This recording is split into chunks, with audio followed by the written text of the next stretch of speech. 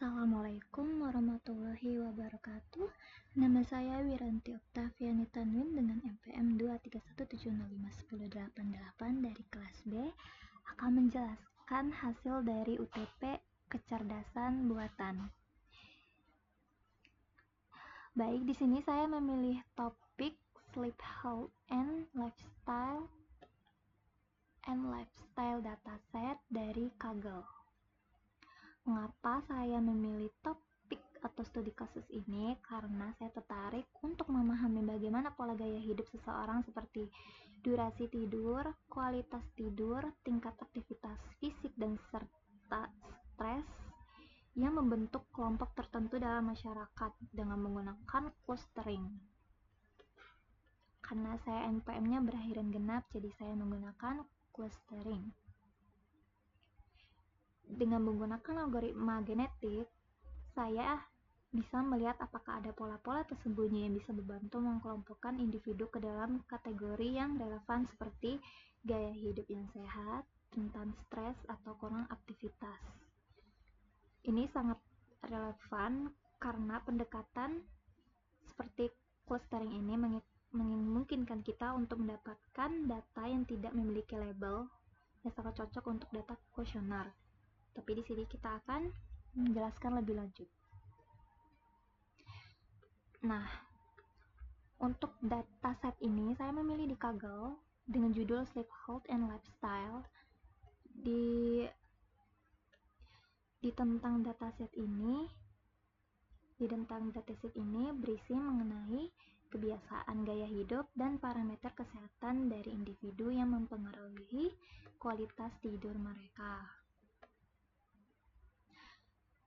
Bisa dilihat atribut-atribut penting di dataset tersebut memiliki age, yaitu usia, gender, occupation, sleep duration, quality of sleep, physical activity, stress level, stress level, BMI kategori, blood pressure, heart rate, daily step, dan sleep disorder.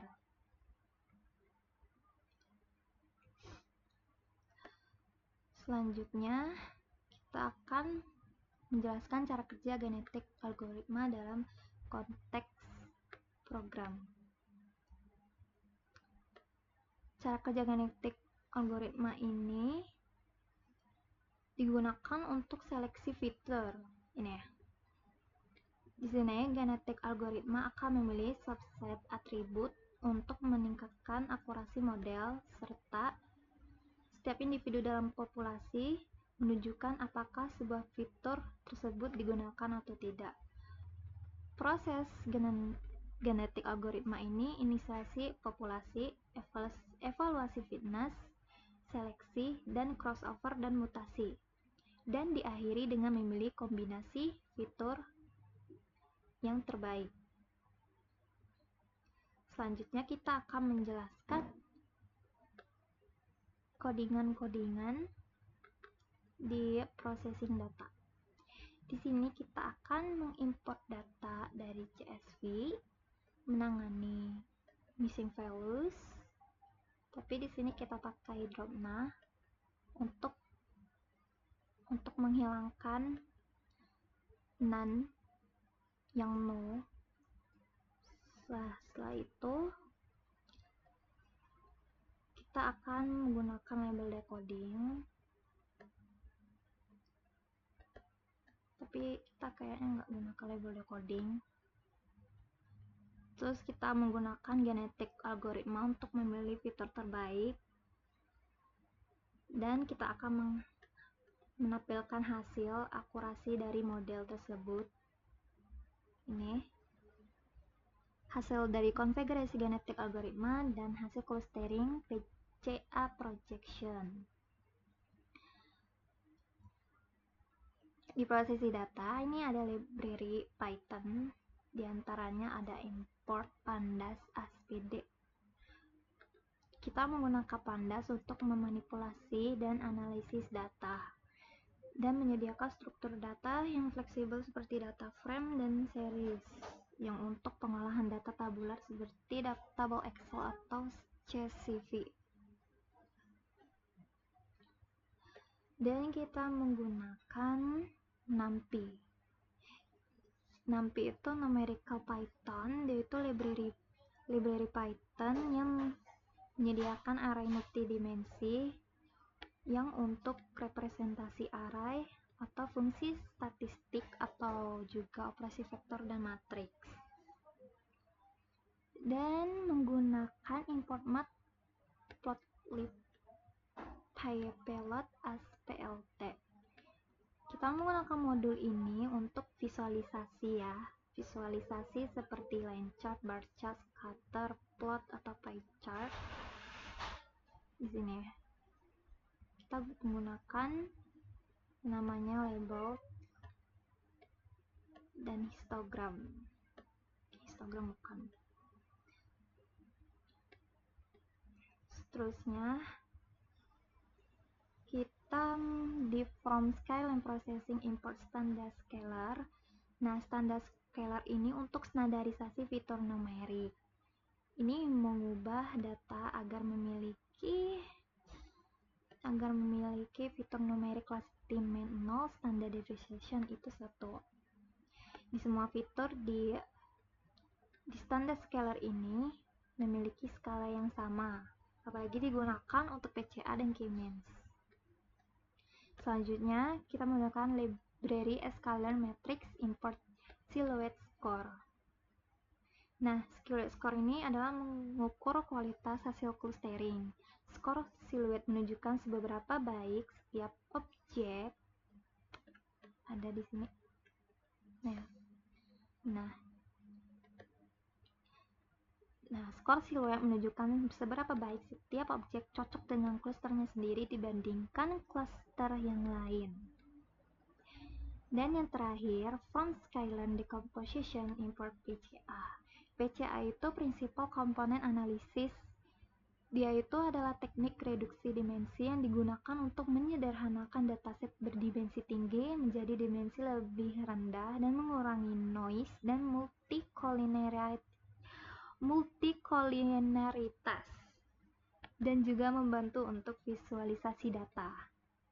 Terus gimana PCA ini bekerja? PCA ini mencari arah utama atau komponen dari data, lalu diproyeksi atau ditampilkan data ke arah tersebut.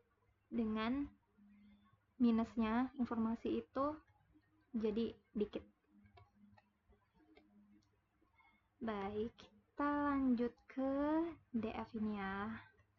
Nah, kita akan membaca file CSV ini di Google Drive. Aku masukin file CSV ini ke file Google Drive, terus aku taruh link di sini.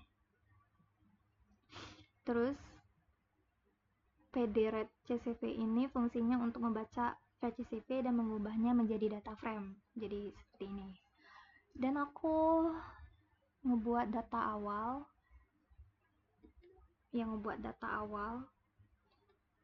Kalau ini buat nandain kalau data awal itu udah diperiksa.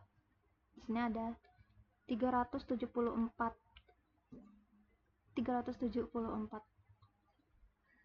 kolom ya. Terus ada 13 baris. Selanjutnya kita akan menjelaskan print features. Nah, fungsi dari feature, sleep duration, quality of sleep, physical activity level, stress level, ini kita membuat list di mana kita akan menggunakan dataset. Kita membuat list untuk mengisi nama-nama fitur penting dari dataset yang akan digunakan untuk analisis dalam genetik algoritma dan juga clustering. Aku ngambil fitur-fitur ini karena faktor-faktor utama yang mempengaruhi kualitas tidur, seperti berapa lama tidur dalam jam, sleep duration, terus kualitas tidur, terus tingkat aktivitas fisik harian, dan tingkat stres seseorang. Fitur ini juga sangat relevan jika didasarkan oleh gaya hidup dan kesehatan tidur.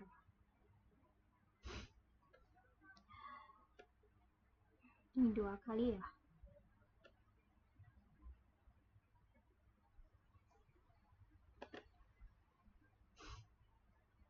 Selanjutnya kita ke scalar ini. Scalar, standarisasi. Standarisasi itu mengubah skala data sehingga rata-rata min menjadi 0, standar deviasi STD jadi 1. Misalnya data asli 10, setelah di standarisasi itu menjadi min 1,23. Kalau data aslinya 20, setelah di standarisasi itu jadi 0,00 dan seterusnya. Ini penting buat fitur memiliki skala yang sama, jadi tidak ada fitur yang mendominasi proses analisis atau pemodelan. Terus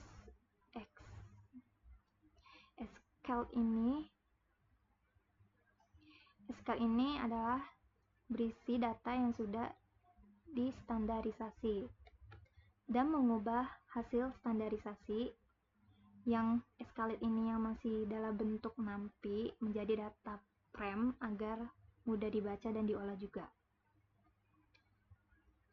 Terus kita ke ini. Nah, kita udah di bagian genetik algoritma. Di sini kita ada jumlah cluster ada membagi 3 data ke 3 kelompok. Terus pop size ini yaitu jumlah individu dalam populasi. Tiap individu adalah solusi berupa centroid. Terus generation, jumlah siklus genetik algoritma yang akan dijalankan. Terus mutation rate-nya yaitu 0,1. Nah, aku pengen mengkelompokkan data ke dalam 3 kelompok utama. Misalnya dari data gaya hidup dan tidur, dan kita asumsikan ada 3 pola umum yaitu sehat, sedang, atau tidak sehat. Terus, kenapa aku milih 3? Karena biar compile-nya itu nggak terlalu lama atau bikin error lah. Jadi aku ngambilnya dikit aja. Terus di pop size ini kita ngambil 20 solusi centroid yang berbeda. Nah, tiap individu itu kan 3 centroid acak. Jadi kalau makin banyak pop size jadi makin beragam solusinya. Tapi juga bisa makin berat juga sih. Terus di generation 50 ini yaitu jumlah iterasi evolusi. Jumlah siklus generatif algoritma, jadi mana setiap generasi itu mengevaluasi individu, melakukan seleksi, crossover, dan mutasi, serta membentuk populasi baru. Kenapa 50? Karena 50 generasi memberi waktu cukup bagi genetik algoritma untuk berevolusi menuju solusi. Dan biasanya juga genetik algoritma itu stabil dalam 30 atau 100 generasi tergantung kompleksitas masalah dan pop size-nya. Baik, kita lanjut ke definite population ya. Nah, definite population ini kita membuat populasi awal dari centroid yang secara acak. Terus kita akan memilihkah data point sebagai centroid awal untuk satu individu. Terus fungsi ini mengembalikan list of array di mana masing-masing array adalah solusi individu yang berisi centroid. Selanjutnya, kita akan menghitung fitness score dari satu individu centroid set, lalu menghitung jarak antar setiap data point dan semua centroid. Lalu ini menghasilkan matriks jarak Euclidean, dan kita akan mengambil jarak minimum untuk setiap data point atau jarak ke sentroid terdekat, dan total jarak seluruh data ke sentroid terdekat.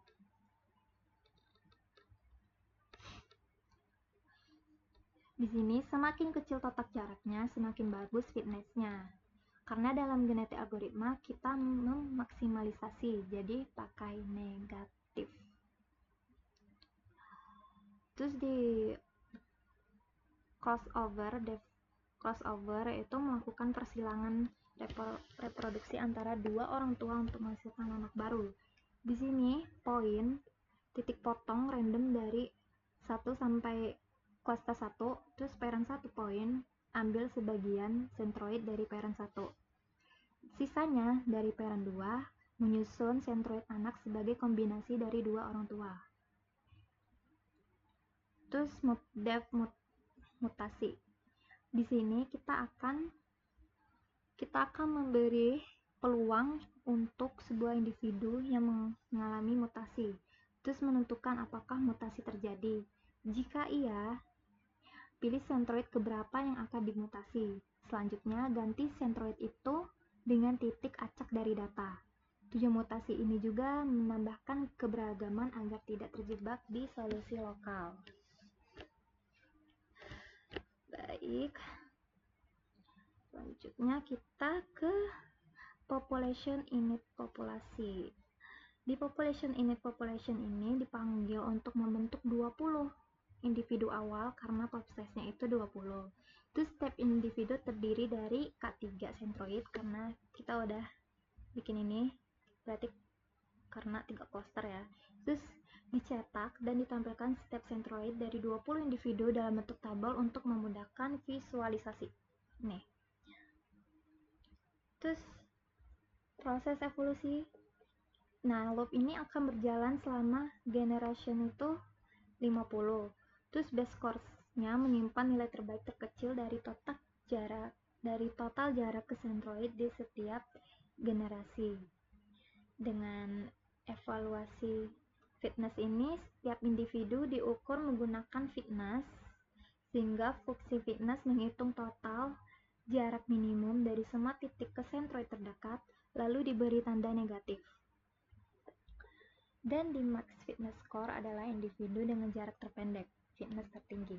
Karena tadinya nilainya negatif, maka min max menyimpan nilai asli total jarak minimum positif ke base course. Selanjutnya, seleksi orang tua atau parent selection. Di sini menggabungkan skor fitness dan individu menjadi tuple, skor individu. Lalu diurutkan dari terbaik ke terburuk.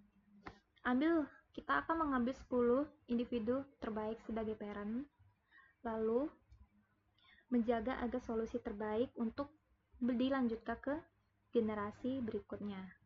Selanjutnya kita akan ke crossover atau mutasi, crossover dan mutasi. Nah, pasangan-pasangan orang tua secara berurutan, jadi kita akan mengambil pasangan-pasangan ini secara berurutan, seperti parent 0 dan 1, 2, dan 3, dan seterusnya. Dan melakukan crossover untuk menghasilkan anak baru gabungan sentroid dari dua orang tua. Dan mutasi dilakukan pada anak dengan probabilitas 10% dari mutation rate-nya itu 0,1. Dan hasil anak dimasukkan ke list children. Dan populasi baru dibentuk dari 10 individu terbaik parents dan 10 anak hasil crossover dan mutasi. Dan jumlahnya tetap 20 individu sama seperti pop size. Sini ya, ada 20 individu. Jadi di dalam ini ada 10 individu terbaik parents dan 10 anak hasil crossover dan mutasi. Selanjutnya di evaluasi model juga.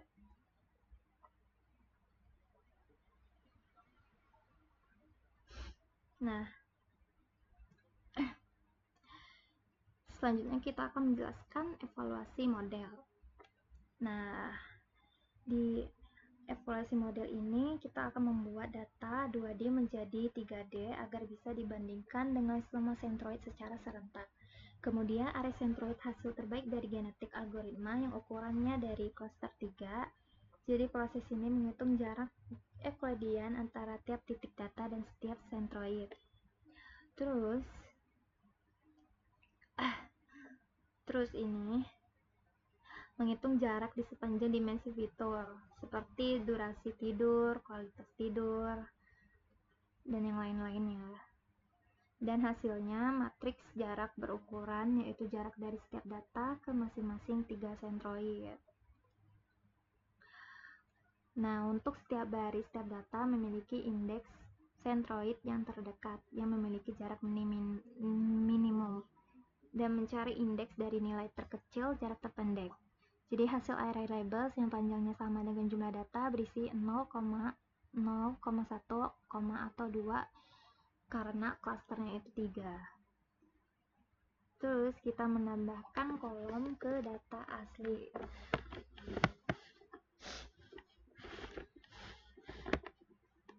Kita akan menyalin data set yang berisi sleep duration, quality sleep, physical activity level, stress level, dan cluster.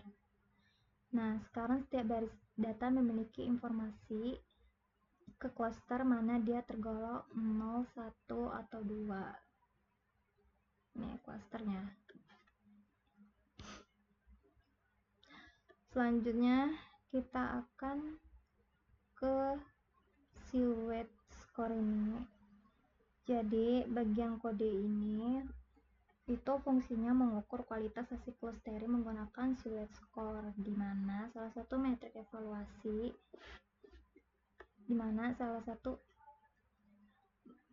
evaluasi ini mengukur seberapa baik setiap data cocok dengan clusternya sendiri dibandingkan dengan cluster lain. Nah, nilai silhouette berada pada rentang min 1 yaitu sangat buruk, berarti data salah cluster, atau 0 itu netral, data berada di batas antara data cluster, dan plus 1 itu sangat bagus, data yang sangat cocok di clusternya. Di sini silhouette score-nya itu 0.490. Nah, di sini kita kan mengambil fungsi dari escalate matrix itu di silhouette score, di mana escalate itu data yang udah dinormalisasi, terus label itu hasil clustering tadi, misalnya 0, 1, 2. Terus outputnya itu skor rata-rata dari seluruh data yang formulanya itu rata-rata jarak ke semua titik dalam cluster yang sama, terus rata-rata jarak ke semua titik dalam cluster terdekat lain, terus di max sama rata-rata jarak ke semua titik dalam cluster terdekat dengan rata-rata jarak ke semua titik dalam cluster yang sama, intra-cluster distance. Selanjutnya kita akan menjelaskan visualisasi hasil dan proses. Nah, pada visualisasi hasil dan proses ini, pada grafik ini kita bisa melihat proses konvergensi dari algoritma genetik selama 50 generasi. Sumbu X menunjukkan jumlah generasi, sedangkan sumbu Y menunjukkan nilai fitness atau total inertia, yaitu ukuran seberapa baik data terbagi dalam cluster. Di awal ini nilai inertia masih tinggi karena posisi sentroid masih acak. Namun seiring berjalannya generasi, terlihat bahwa nilai inertia menurun secara signifikan.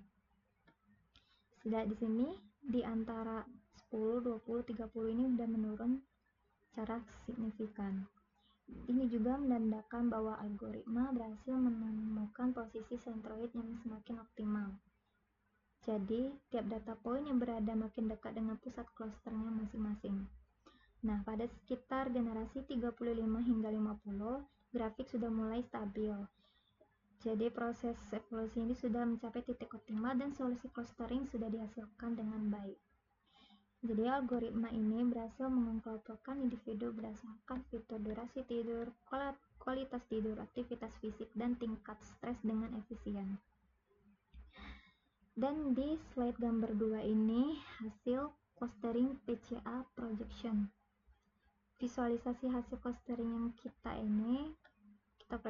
memproyeksikan ke dalam dua dimensi menggunakan PCA projection, kita bisa melihat data terbagi menjadi 3 klaster utama yang masing-masing direpresentasikan oleh warna yang berbeda, yaitu hijau, ungu, dan kuning.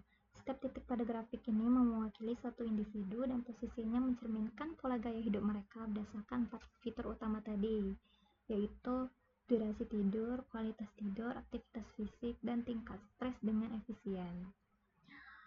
Selanjutnya, di sini kita lihat bahwa masing-masing klaster memiliki area yang cukup jelas yang menunjukkan bahwa individu dalam klaster yang sama memiliki kemiripan dalam kebiasaan tidur dan aktivitas fisik dan tingkat stres.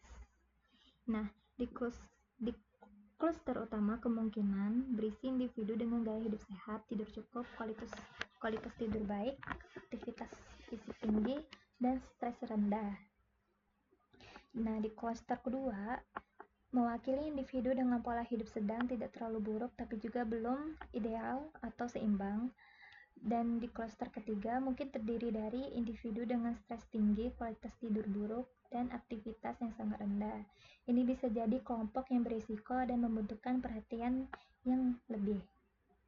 Nah, di kesimpulan ini, dataset Sleep Health and Lifestyle berhasil diklasterkan menggunakan kombinasi genetik algoritma dan Cummins.